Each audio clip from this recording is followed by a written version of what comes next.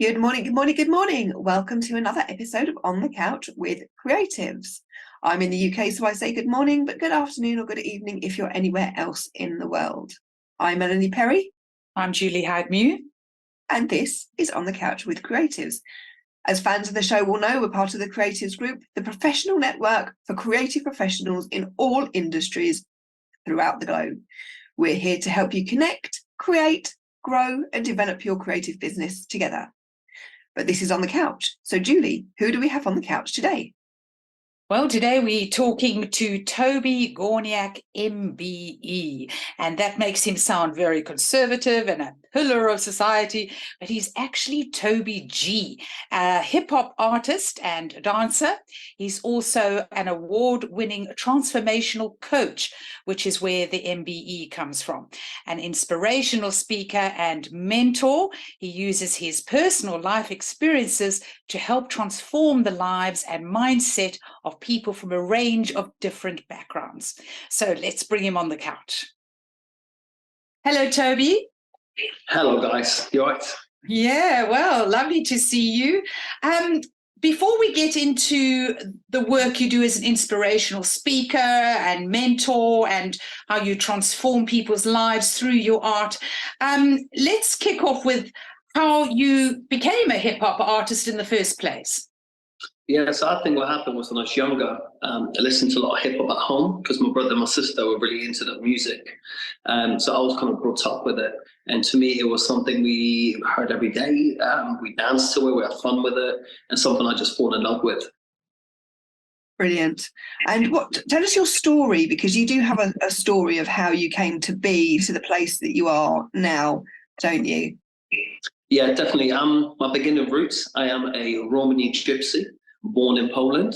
I lived in Poland for 14 years of my life. Had a very difficult time due to the racism and discrimination in school and out of school, just mainly in the whole country. The kind of mentality of the community we lived in was very difficult for us. So all due to everything we went through, a mother said that it's getting really dangerous for us. So we had to leave the country. And then we arrived in Britain when I was 14, when I went to school here. And that's where everything changed in my entire life. Wow. In what way? In a way of that, when I came to Britain, I presumed this is another white country, so the same white people are going to be here, and they're going to have the same ideas and concepts of me, that I'm not good enough, that I'm a bad person, I shouldn't be alive, or any stuff like that. I kind of presumed this would be the same thing that's going to follow me because that's the only thing I knew. But when I went to school here, I had some incredible teachers, some kind teachers, which I was really shocked about because back home they weren't very kind to me. But to me, the teachers I've met here in Britain and Plymouth was phenomenal. So I went to Lipson Community College and I had a blast at the school. I had some great inspirational teachers. One lady really stood out for me. She really kind of changed my life, how she kind of educated me, the approach she took and the time she took. It kind of showed me that kindness is there in the world. And one of the biggest things it taught me, I can't judge people in the group like people used to judge me in the group as like, you know, all Romani gypsies are a certain type of people. I used to judge all white people under one group. But she taught me, no, you just met one person, or you met 2 or 5, but that were just not very kind people. That's the people you've met. So she really taught me a vital lesson in my life. I always think that, you know, we will be at peace with ourselves as humankind if we stop judging people by the color of their skin and their cultures. One of my Welsh cousins is married to a gypsy, and he can actually speak Romani. Can you speak Romani? Yeah, I speak Romani, yes. Fluently? Yes. Wow. Yeah. Amazing. He's a lovely person. He's just so at one with nature. I'm fascinated with him, quite frankly. So I'm getting a bit fascinated with you too. So let's talk about getting into the whole hip hop dance scene and art scene. Yes. So for me, with the hip hop culture, so what started, first of all, we got into the rap music and the rap culture, and I wanted to be cool, I wanted to dress like that, I wanted to beat like that. My rapping wasn't very great, but something I was really good at from a very young age was dancing. Due to our Romani gypsy culture and our families, we dance. So if there's a party or there's an event, we all just dance as a family.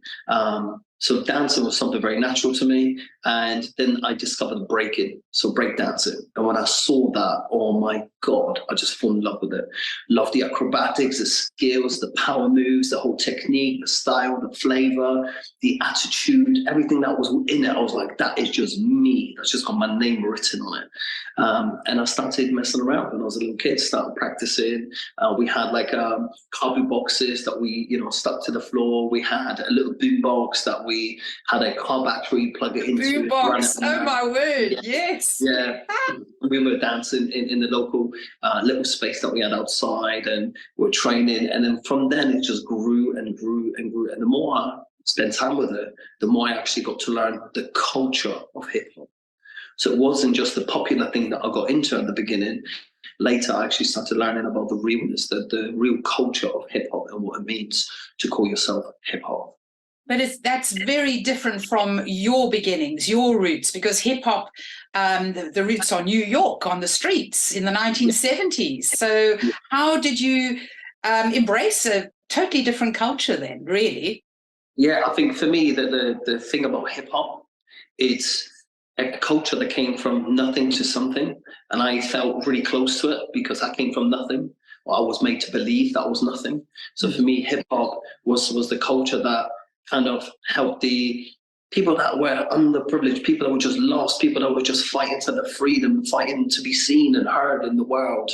And I think that's why me and hip hop got so close together, because I just glued to it so easily, because it just made it so nice. Because in hip hop, one thing I love about the culture is there's no race, there's no religion, there's no language barrier, there's nothing except the love for the culture. And you could be from anywhere in the world. As soon as you say you're hip hop, I'm hip hop, makes me your brother, makes you my sister. And you're part of a bigger tribe, aren't you? And then also the vibrational highs, it really pushes up your vibrations, doesn't it? It does, 100%. I mean, doesn't matter where you come from. That's it. You can turn up to a place, to a jam, anywhere in the world. And that's something I love, that you just made to feel part of the culture, part of the community, part of the family. We do shows and performances all around the country here, and anywhere we go, even if people don't know the culture or the dance, they're welcomed, they're invited to come and join in and be part of it. And that's something I really love from a culture, that the word unity is at its heart of the culture. I think you find that in a lot of the arts, though. I mean, when artists come together, they are really, I'm talking about true artists, not managers and agents and people that want to make the money side, but true artists who come together in the name of, whether it's, painting or drawing, sculpting, dance and music. I mean, they just set you free. I used to, I didn't have a particularly good time at school with bullying and right through my whole school, but I found my peace on the ice. I was a figure skater, and that's what set me free. And even now, although I'm sort of arthritic riddled old person, even now if I get on the ice, it sets you free immediately. You get that feeling, the music starts, and you're flying. And I can completely relate to that. And I think that people like yourself who teach children to embrace the art, embrace humanity, embrace the love and the good things. And it's really interesting that you said when you came to school over here that, you were expected to be, have all the same trauma because of the experience. And actually it was kind of quite the opposite. And teachers can make or break, can't they? Really, the people of power. And if you're lucky enough to have a good teacher or someone that believes in you, especially if you are in an underprivileged background, or if you have been bullied, I didn't come from an underprivileged background, but I was incredibly unhappy for a long time because a lot of family crap as well. Yeah. When someone takes the time just to invest in you and be there, it makes all the difference in the world. So from your art and the love of your dancing, which I just think is fantastic, I love you pump the music up.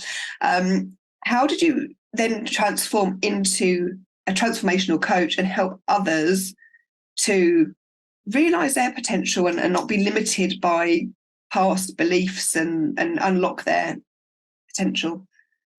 So I think for me was, as a young kid, I always strived to be seen in the world.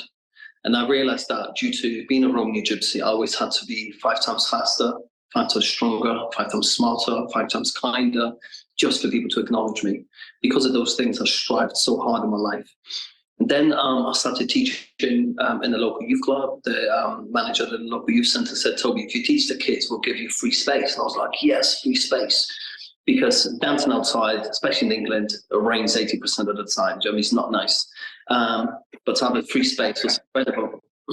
So me and the manager kind of set up a little timetable, started teaching the kids. And that's something I just did naturally. So I naturally was really connected with human beings, and I wanted to help, and I wanted to be there, because something I've learned later in life because of my wife. She's incredible. You got to meet my wife. She is a star. I have to have her on the couch because she's just won an award, hasn't she? Yes, she has. She is incredible. And she taught me this thing, because I was asked this question many times, why do you do what you do? And I could never answer it. And my wife one day said to me, I realized actually why you do what you do, because you're one of these kids. You needed a brother, you needed a father, you needed a mother, you needed a role model, you needed a teacher. So you've become all those things for others. Well, it's the same as a gang culture, that kids that don't have that kind of stable background, they look for those role models on the streets. And if they find a very violent gang, they become a violent gangster. If they find an exciting, high vibrational hip hop dancer, then they become part of that tribe. So, yeah. It's about belonging. Definitely. It's about belonging, isn't it? I mean, I've got a very good friend of mine based in the US called Shelley Brown, and she is an international speaker, and she talks about belonging and within the corporate and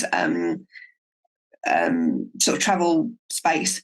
And you know, it is so powerful because everybody just wants to belong. And if you are a kid who's struggling, and you know, it's so easy to get sucked in by the wrong people. But if they're in enough groups of the right people, and people have shown that children from disadvantaged backgrounds, if they get involved with the arts, if they get involved with sport is another great thing to get kids involved with. They excel. You know, no kid is born stupid. No kid is worthless. No kid should ever be told that they are anything less than amazing. You know, they're little human beings. I mean, human beings are pretty amazing. And it breaks my heart to see children. I'm very, you know, I always wanted to be a mum. So when my little boy came along, that was it. I wish I could have had more. But, you know, I can't bear cruelty to children. I can't bear people who say evil things to children or make them feel awful. And people like yourself, I just think it is just so wonderful that provides safe spaces for children to shine. Yeah, thank you. So yeah, for me, that's the most beautiful thing about the culture now, how we kind of moved on to being an inspirational speaker, being a life coach, is I never realized that everything I was doing, that is what I was doing. So before my dancing career started, before my life coaching started, it's something I did every day. So if any of my friends had any problems, they come to me for the wisdom. If any of my friends had any problems with the friends or girlfriends or something with the mom or dad, they'll come to me and say, Toby, can you speak for me? Can you speak with me? Can you be there? And I already had that from a very young age. So from a very young age, I was responsible for my family. I had a job at the age of 7. I was selling carpets with my uncles, making money, helping my mum out. I was made to be very responsible at a very young age. Because of that, I matured very fast. And I had the pleasure to spend a lot of time with my older members of the community. Because of that, I've learned so much knowledge and so much wisdom from them. And just to be able to be in a space with them, to be allowed to listen to the conversations, it taught me many, many lessons. And so what did you start off with? Did you just start talking to kids on the street, or do you actually hold formal dancing sessions? How does it work? So when we started first, we started a workshop at the youth club. So we had our own crew, our own little team that we created in the local area. And then that team started doing shows and performances. And then they were teaching other kids, and they were taught my principles. So there were a couple of rules if you join my company and you joined a crew. And there were 5 elements you had to live by and represent them every single day. That was a requirement. That's the only thing I ever asked for, which was the 5 elements, which was respect, peace, love, unity, and having fun. That's the 5 elements. So each person, each one of my students had to do that. That's the only thing they were asked and required. And then they had to pass that on. So the other thing we talk about is teach to teach. So everything I give you, all the love and the respect and the acknowledgement and the kindness, I need you to take that and pass it on. You know what it feels like now. Pass it on. And the most beautiful thing ever, I think, as a teacher or educator can ever receive, when you stand back and watch the kids do that work, it is just one of the most beautiful things. With another child teaches a child, it is just breathtaking. And even like some of my sessions, I get adults that come in and they don't know none of the basics of dance or anything. And I'll say to the little kid, which is like 7 years old or 10 years old, I'll be like, oh yeah, you're teaching this person might be in their 30s. And they're like, what? This little kid's going to teach me? I'm like, yeah. This little kid knows the knowledge and knows the skill, how to teach you the foundations. Because we believe that knowledge comes in all shapes and sizes. So when you have the knowledge, share it with others. So during that journey, with me and my wife, then we set up our company and we set up our own buildings and we started running all our workshops. During that journey, there was a big need in the community for inspiration. There was a big need in the community for guidance and support. And so we started providing that. So a lot of my work was based on the need of the community. And that's when you say the community, where exactly are you based? How many people are you involved in?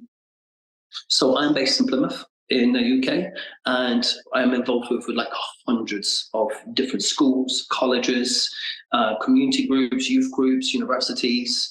I work with local national organizations. So I'm actually like all over the place, but mainly in Plymouth. I would say on a weekly basis, around 400 to 500 people I work with, including schools and colleges and groups. Well, you know, right at the beginning, I introduced you as Toby Gorniak MBE. Sounds like a pillar of society, but he's not. But actually, you are. You're not the old-fashioned idea of a pillar of society, a doctor or a pinstriped banker. You are actually more than a pillar of society. You're basically a foundation. You're building up, aren't you? Yeah, definitely. I feel more like I am the brother, I'm the friend, I'm the dad, sometimes I'm the mum. Whatever they need to be at that moment in time, I become. And I'm really lucky that I have the opportunity to do that for the community I work with. And it's not just children, is it, Toby? It's adults as well you help. Yes, it's everyone. Like this morning we had a group and I run a program called Creative Change. And it's all about changing your mindset and giving you the opportunity to give you the tools so you can change your life for yourself. So this morning we had a group.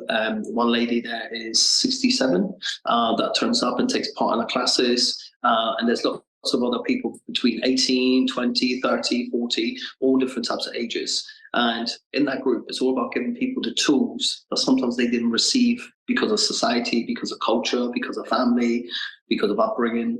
And sometimes these little magical things that me and maybe yourselves take for granted sometimes. We presume people should know that. They don't. And my job, I feel, is to give them those tools so they can live their happy life, whatever their happy life is. Well, let's have a look at some of your people doing their thing. A great-grandmother from Plymouth is proving you're never too old to give something a go as she prepares to show off her street dance skills at a festival later this week. Hip-hop Hillary Williams, who's 86, will be throwing some shapes and busting some moves as a member of the Street Factory team. Johnny Rutherford has been to meet her.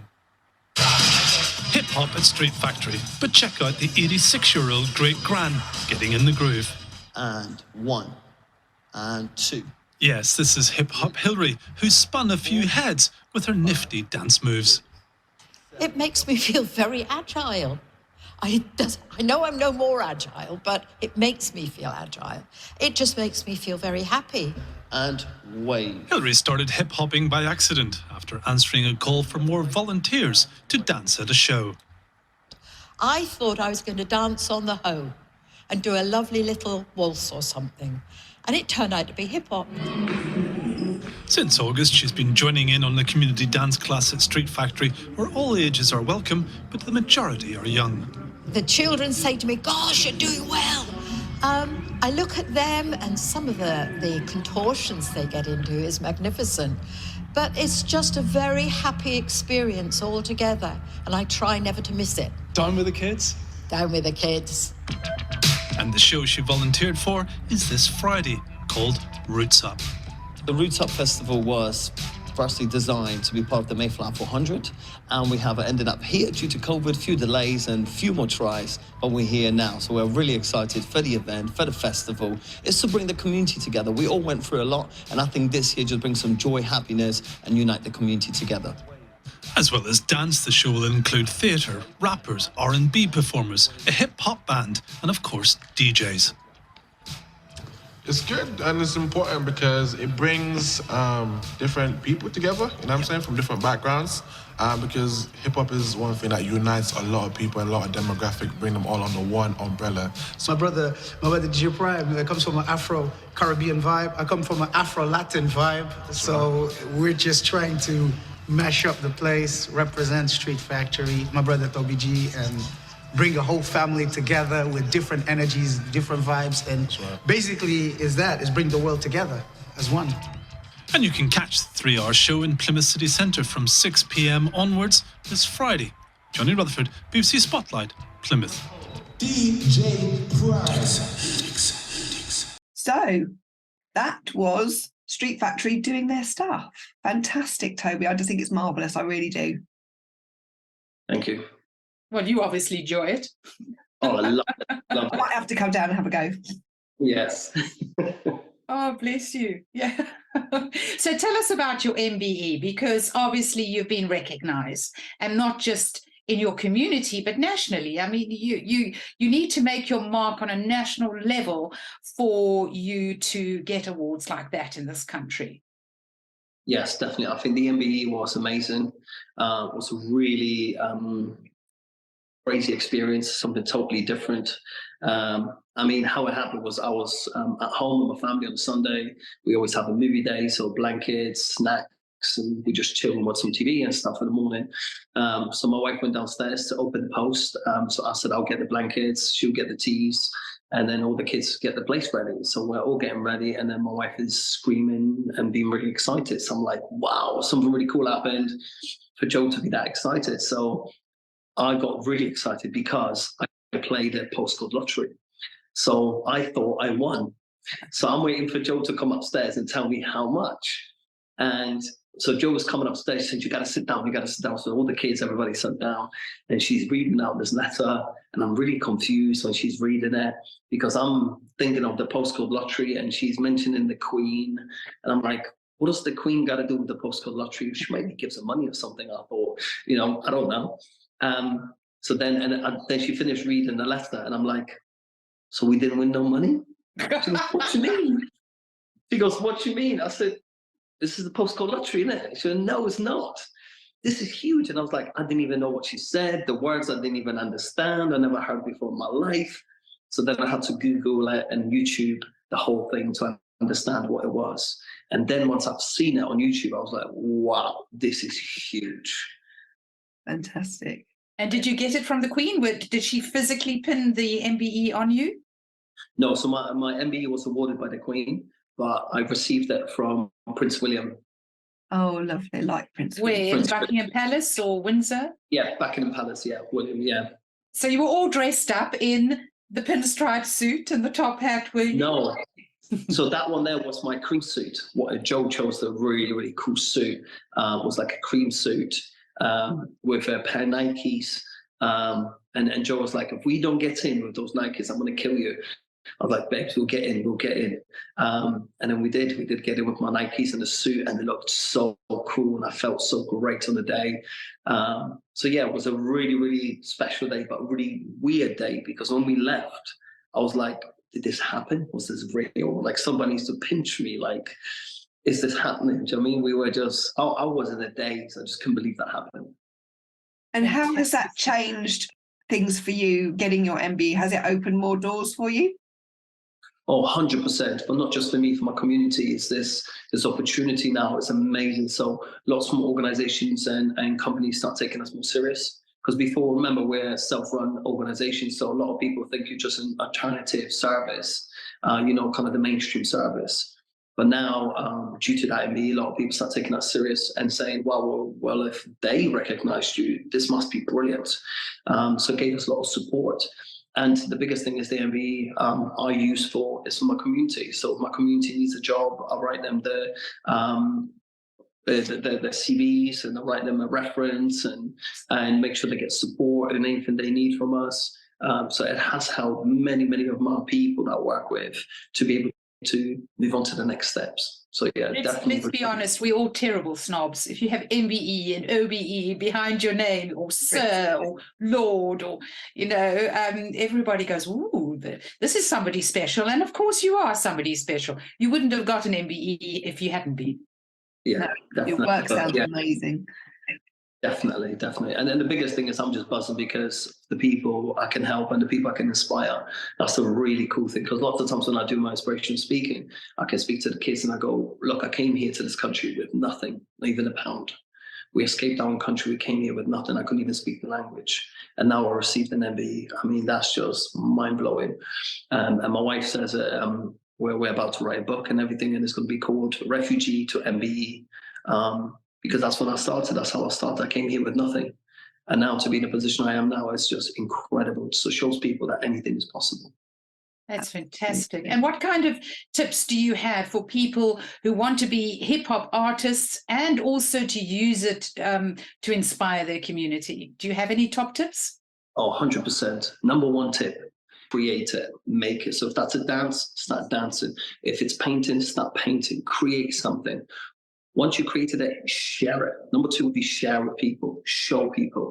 So one of the things I'll say to dancers is this: if you want to be seen and recognized, start dancing in your local city center. You can ring up your local council, say, can I do a performance every day, 5 days a week at 12 o'clock or whatever time you have, say 12 o'clock, for 10, 20 minutes, that's all it takes. You do that for a month. Everyone in the city will be going, oh, where's that dancer? I was waiting for them. I always see them when I walk by. Suddenly people talk about you, suddenly people see you, suddenly people film you and they share you. So it's a really nice, easy way to start showcasing and sharing your skills and talent. Yeah, I think that's really true on all points. You know, starting, share it. You can't be a shrinking violet. And today, as you just touched on with social media, it's never been easier to find where your local hubs are. You know, join a community group, a church group. Yeah. You know, your local, say, town centre, and maybe they'll be able to say, yes, you can do some performance art and won't charge you for the space. Some might not. But if they do, there's always a way. And I think it's seeking out the right people. And you can do that through your school, you know, through your community. Or networking groups like creatives. Yeah, through networking groups like creatives, exactly. There are people out there, and people do like to help, don't they? Yes. Really, they do. There's a lot of negativity out there, but actually, in my experience, most people do like to help. And if you're asked for help, it kind of strokes your ego a bit, doesn't it? You think, oh, it's asking me, you know. And people do like to help because it makes you. And I think that's the key, what you just said, to ask. Many people are too afraid to ask. So one of the things I said today, because that's a discussion we had in our group today, was it's okay to hear no. It's okay when someone says, no, sorry, no, thank you. That's okay, because you're going to get your no's, but you keep on chasing that dream and that idea that you have, and keep on asking, because there will be a person who says yes. Yeah. We've learned this very much so since Melanie and I started Creatives, and we wanted to talk to as many people across the creative spectrum, and we have met the most amazing people, yourself included. And I would say out of 50 people we've asked, I think I've had one that has said no. One out of 50. And that's just a ballpark figure, but that's the kind of reaction we're getting. Is that people love talking about their work and their art. Yes. So it's been a wonderful journey for us too. It's raised our vibration. Just being around people like you that operate at a high vibration. Definitely. And I think for me is one of the things I said today as well was I love when I hear no, because it just inspires me to do more and to do better. Yeah. So whenever I hear no, I was like, thank you for that one, because you just pushed me and gave me more encouragement to do more and to do better. So I do find I'm a very resilient person. And I know there's always a way, and anything is possible. Yeah. And I live by that, and I know that, you know, you can do anything. Just gotta be brave enough to take the no's and take the difficult moments, because once you get past those, everything else is beautiful. And whenever you hear a no, it's never personal. You know, there's always a reason for that no, whether somebody's too busy or something else is happening. But 99% of the time, when you hear a no, it's never personal. So you've got to it might be. I mean, yourself. 0.0%, 1% might be because they just don't like your face, or they don't like the way but that's rare. That's rare, to be fair. It's usually other stuff going on, so it's not usually personal. Just because that person might not have the time or whatever, you know, just ask the next person. Ask the next person. That's it. Yeah. Right. We are at that point in our show where we are going to do the values jam game. And this will be interesting because basically you need to just answer these questions from the depth of your soul without your mind getting in the way. So we do get the most amazing answers coming out of people, especially creative people. They come from a very special place. Okay. I'm going to run my finger along my cards, my lovely cards that I love because they're so soft. Cards, and then just you say stop, and then I will. Oh, you disappearing. You're disappearing. Come closer to the camera. That's not there. I'm not there completely. You and your cards are disappearing. Right, he said stop there. I've got one here. Yeah. Right, there you go. Sort of in the middle. Ooh, actually, this is quite a good card, and it's quite peculiar because a lot of our guests have chosen cards that are really sort of pertinent to what they do or the discussion that we've been having, and this is quite a good card as well. So you have chosen ambition. Ambition. Ooh. Okay, so as we're creators, we're going to ask you about it creatively. So ambition, Toby, what does ambition mean to you? What does it look, feel and sound like? Beautiful. So ambition is something I think when I was young I was really scared of, but right now I'm really proud of. I'm ambitious.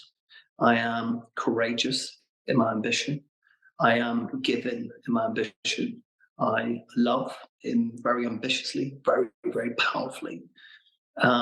Ambition to me means me becoming the real me becoming the full me, no more being half, no more missing bits, really truly owning and being who I am.